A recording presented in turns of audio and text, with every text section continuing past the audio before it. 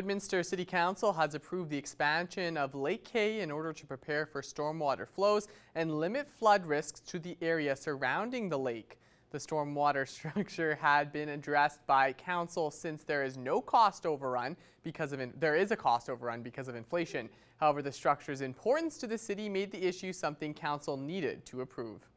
It is a nature of the increase in inflation and construction costs these days, but it is a vitally important infrastructure piece to our stormwater management. So we made sure that we approved it, and we'll see that come forward here this fall. During discussion, there was also some good news in regards to the possibility of making money after the project is completed. One of the items that often people refer to in construction is backfill and lifting or raising a property from its ground and building it up. So clay is a commodity that is well required, and we will have some clay for sale. So certainly the city will try to recapture some of those costs incurred with the development of Lake K with that sale of clay going forward in the next years. Well, as harvest season rolls on, you might be affected by the increase of particulates in the air. Here's Ian Tidsball with more. Combines like these kick up a lot of dust this time of year. But what do you do when the sniffles strike? From a variety of over-the-counter remedies to sinus flush, we spoke to a local pharmacist about the best strategies. Avoidance is obviously the most tried and true method. If you're able to identify your allergens and then avoid them, the allergic reaction cascade won't occur. So if you're able to avoid dusts, if you identify, say, oh geez, there's a field that somebody's processing, combining through, able to stay away from the dust, you're less likely to become allergic. One thing's for sure, this allergy season, I'll be going through a fair number of antihistamines. For Primetime Local News, I'm Ian Tidswell.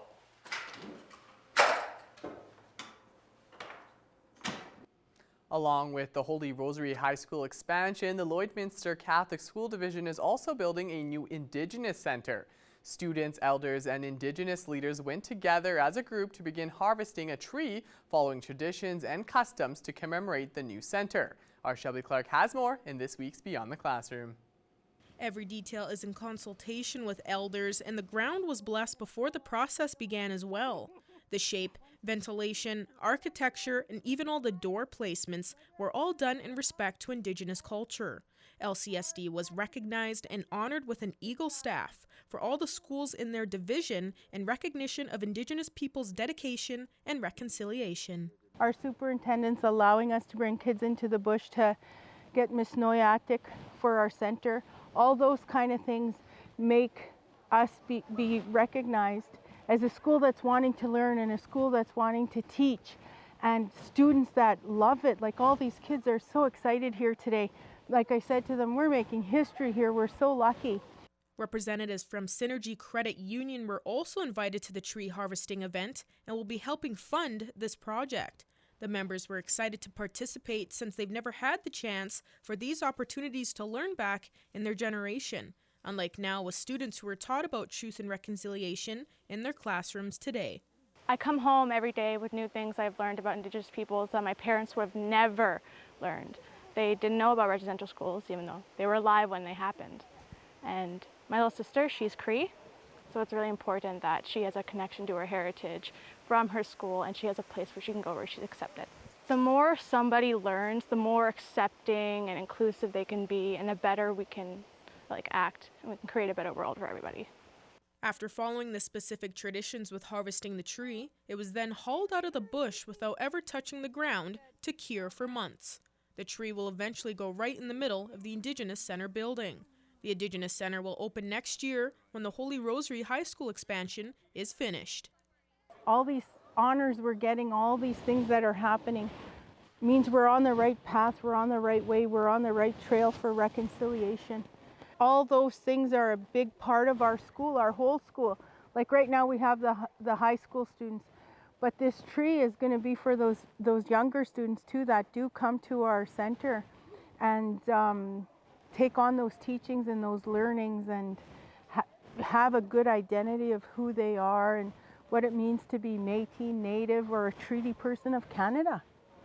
And that's it in this week's Beyond the Classroom. At Lakeland College, our students go beyond the classroom for immersive, hands-on learning experiences. It's about experiencing the real world, because the real world doesn't wait, and neither do we.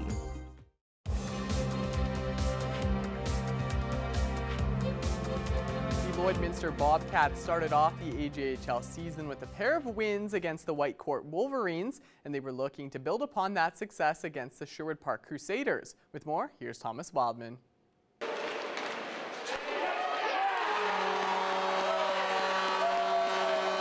The Bobcats struck first, with Nick Hogendorn scoring in the first period to make it 1-0. The Crusaders then tied it up early in the first, but Jordan Borziak answered back a few minutes later to get the Bobcats the lead. Midway through the third, Rylan Rager gave the Bobcats a 2-goal lead. The Crusaders were able to score late in the third with an extra attacker. They were not able to tie it up, as Connor Burke sealed the deal with an empty net goal to give the Bobcats a 4-2 win. Head coach Nigel Dubé is happy with the whole team's effort through these first 3 games. Well, I think a big part for us is the guys in the room are the driving force. At the end of the day, our leadership group is hungry from last year, and that's went through our group where everybody is on board. And right now, it's a group that's going out on a mission every night, and you can't ask for more as a coach. The Bobcats, with the win last night, are tied with the Brooks Bandits as the best team in the AJHL. They will hope to keep up that momentum when they go on the road for their next 4 games. Yeah, a big part, you got to be able to win on the road. So you know what, we're going to find a way here. We had 4 of our 6 preseason games on the road, so we were able to use that to our advantage a little bit of guys preparing for road trips, and now we go to work on Friday. That first game of the road trip will be this Friday against the Drayton Valley Thunder. Thomas Wildman, Primetime, local news. Moving over to football now, while the Barons have lost 3 in a row, their in-town rivals have won 3 games so far this season and are looking to add to that. Here's Adil Ahmed with more. After their win this past Friday against their in-town rivals, the Holy Rosary Raiders were back on the practice field Tuesday afternoon. The club has now improved to 3-1 on the season. Coming off that win against the Comp, that was a big game for us. Really shows how together we are as a team, and it's really a game boost from the week before when we lost against Ernest Manning.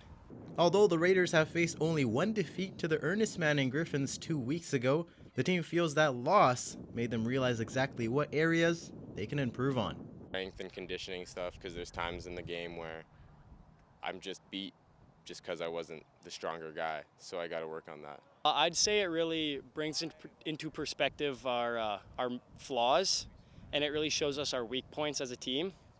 And we just have to recognize those and work to fix them and be a better football team. In addition, when asked about how they feel heading into their next matchup, both Batke Lawanga and Hill said they feel, quote, well prepared heading into Friday's game when they hit the road over to Cold Lake to take on the Royals. Adil Ahmed, Primetime, local sports. And now it's time for us to check in once again with Shelby Clark, who has an extended look at your weather forecast.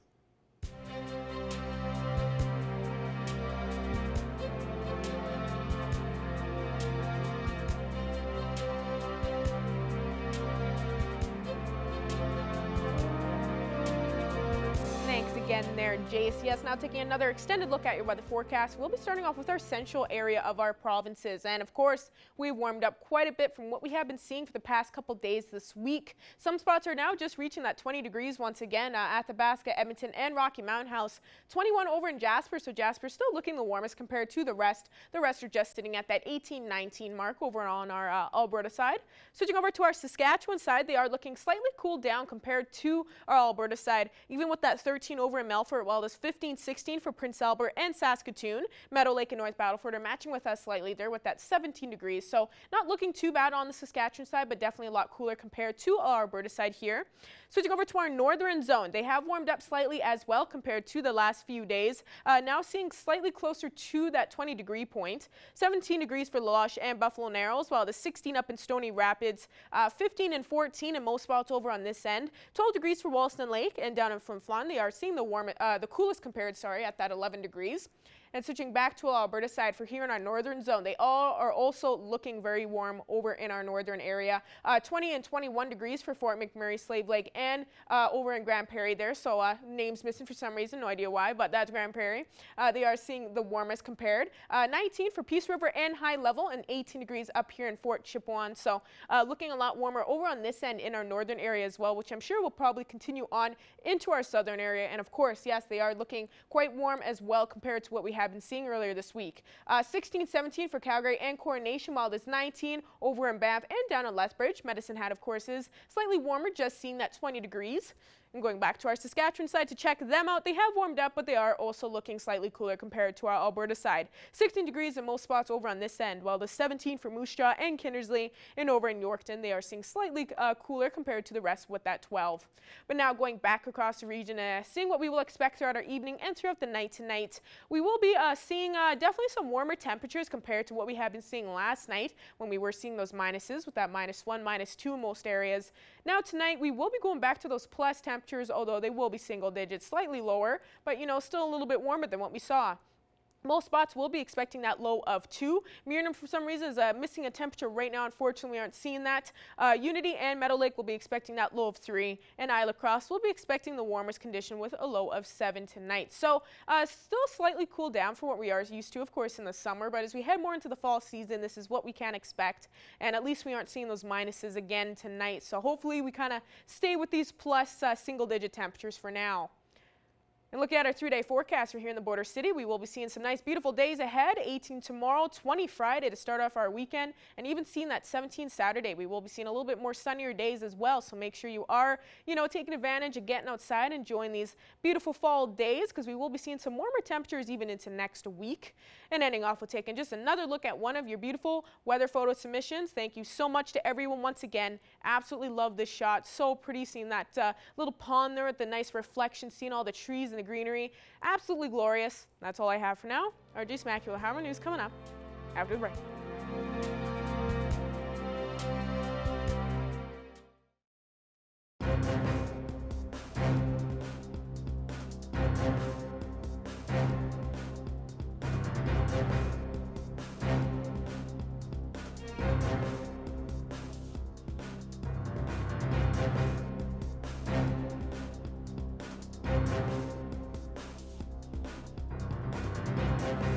I'm pleased to be joined today on Primetime Local News with Shannon McEwen. She's the marketing coordinator for the Lloyd Mall, and Glitter Night is coming to the Lloyd Mall on September 15th. She's here to talk all about that. The event is being billed as an exclusive shopping event that is going to support Lloydminster not-for-profits. So Shannon, can you tell us a little more about this event? So as mentioned, Glitter Night really is an opportunity. It's almost it really is a kickoff to the holiday season, and to spur you to start your holiday shopping. It's a fabulous evening of exclusive retailer discounts. And then most importantly, Glitter Night offers our local not-for-profits the opportunity to fundraise. This event, it generally it is about over $20,000 is raised for our local not-for-profits. So it's just a great evening of incredible shopping, but also you're giving back to our community. Yeah, it's a win-win. You get to do a lot of shopping, but also support some good causes. Now, it's taking place on November 15th. Can you take us through what are some of the not-for-profits that are going to be benefiting from the proceeds of this event? So we've been contacted a couple of the local not-for-profits who are currently selling Glitter Night tickets at this time. Would be Walking Through Grief Society, Dancers Without Borders, Girl Guides, Hidden Creek 4-H Club, Lloydminster Regional Health Foundation, Community Cabin, and Labus Society. So just to name a few who are going to be generating funds through this Glitter Night event. That's really exciting. It's a nice mix of a lot of different organizations here in Lloydminster. Now, I know tickets are $10, and you mentioned that they can be purchased through those organizations. Are there other ways that people can get tickets as well? Absolutely. And then our retailers, Cork Shoes and Ricky's, are selling tickets right at the cashier.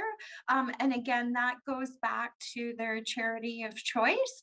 And then also at the Lloyd Mall, Mall and Min office, we will be selling tickets for Glitter Night. And our charity, the funds will be going to the Salvation Army, which again, much needed donations. Now we know where to get the ticket. There's so many different places where you can go pick one up as well. But once you get the ticket, you're able to come into the mall, partake in that exclusive shopping. But there's also a couple grand prizes and some door prizes up for grabs as well. There is some fabulous door prizes. So we have two grand prizes to be drawn. One is an iPad. So a lot of great prizes, a lot of exclusive offers, entertainment throughout the shopping center. And then we also have some hors d'oeuvres and drinks as well, non-alcoholic and alcoholic to go along. No, that sounds very exciting. Looks like it's going to be a great event on November 15th. Just finally, can you talk a little bit about what it's like to be able to put on this event to support local organizations, but also the work that goes into kind of bringing all the mall's retailers on board for this as well? This is an event that our retailers really look forward to each year. Obviously, the last 2 years, we haven't been able to hold this event. So we're also excited to be able to have the community come out, have that kickstart to the holiday season, and just really again, supporting our local non-for-profits with this opportunity.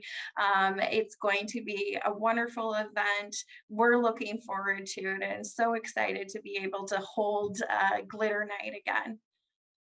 Shannon, thank you so much. It sounds very exciting. Only $10 for a ticket. You got to take part in this. I think a lot of people here in Lloydminster are going to be coming out to start their Christmas shopping on November 15th. Absolutely. We look forward to welcoming everyone.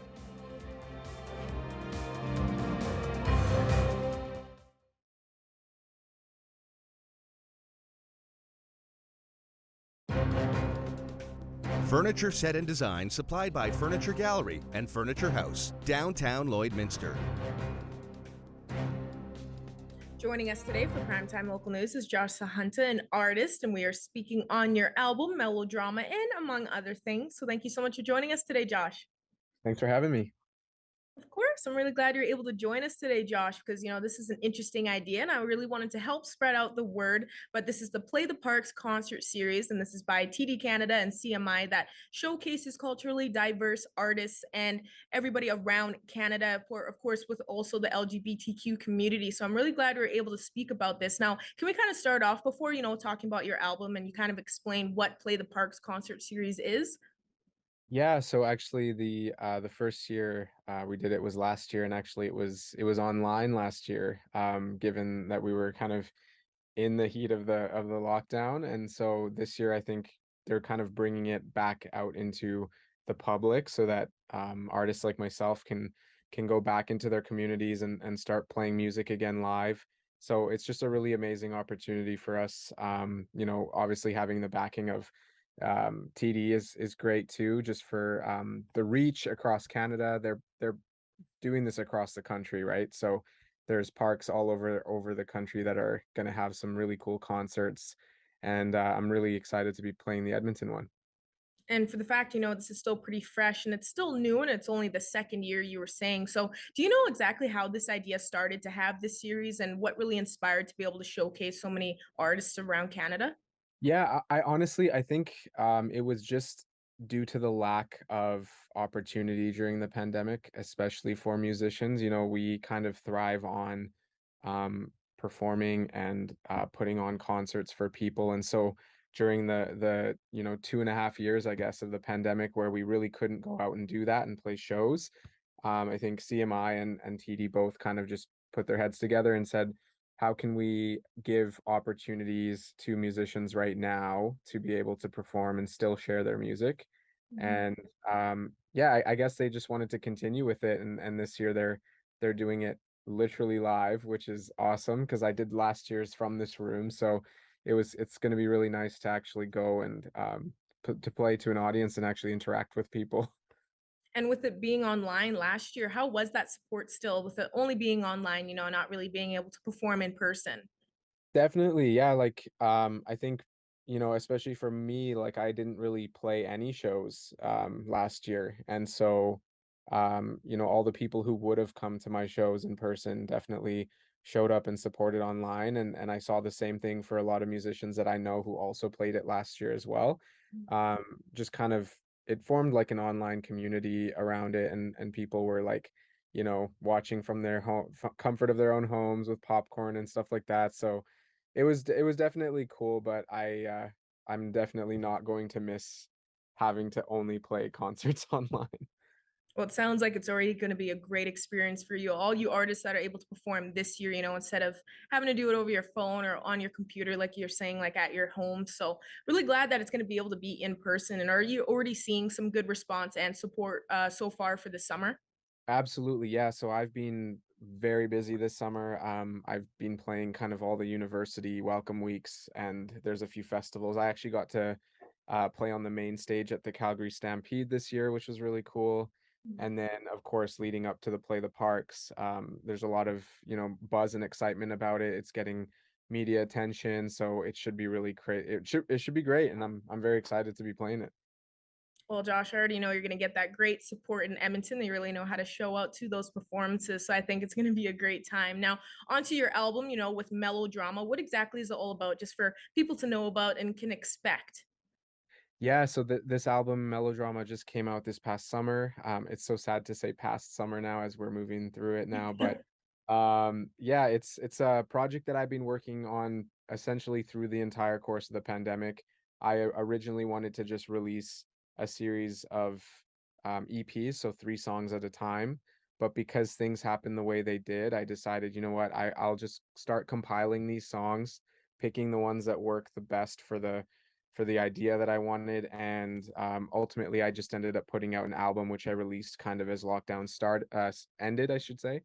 And I was able to get vinyl records and CDs and like new hoodies and crew necks and T-shirts and all these things. So I kind of made it like a big thing, and I'm so glad I did that because it's been a long time since myself and other artists I know have been able to like put out a full body of work and things like that. So yeah, it's something I'm so excited about. These are the best songs I've ever put out, and I'm just so excited for people to hear it both on streaming and at the concerts. Oh, awesome. And for people that may not have heard of the Play the Park series, since it is still quite fresh with it being online last year and now in person this year, where can they find more information online and just catch you performing? And I guess also be able to find out about your album. Totally, yeah. So I mean, you can find all my music. The best place probably to follow me would just be Instagram. I post everything on there, music videos, links to concerts, et cetera, et cetera. For the Play the Park specifically, you can check out TD Canada, and then CMI Canada's Music Incubator. Everybody's posting about this right now because it is going to be going on for the next few weeks. So yeah, there's tons of places where you can get more info, but for me, I'd say Instagram is probably the best place to go. Amazing. Well, hopefully, all you artists catch some good support around the country, of course, like you were saying, going to all these different cities. I'm really glad we're able to help get the word out there. So, once again, thank you so much for joining us today, Josh. Yeah, thanks for having me. And off with a quick look at your 7-day forecast. Get ready. We'll be seeing some nice temperatures coming up for the rest of the week into the weekend with a little bit more sunnier days. Then next week, we'll be seeing some nice temperatures with 20 next Monday and even reaching that 22 next Tuesday and Wednesday. All right, thanks for that, Shelby. And thank you all for joining us for our first hour of primetime local news. But if you missed anything, you can stick around. Our second hour continues next.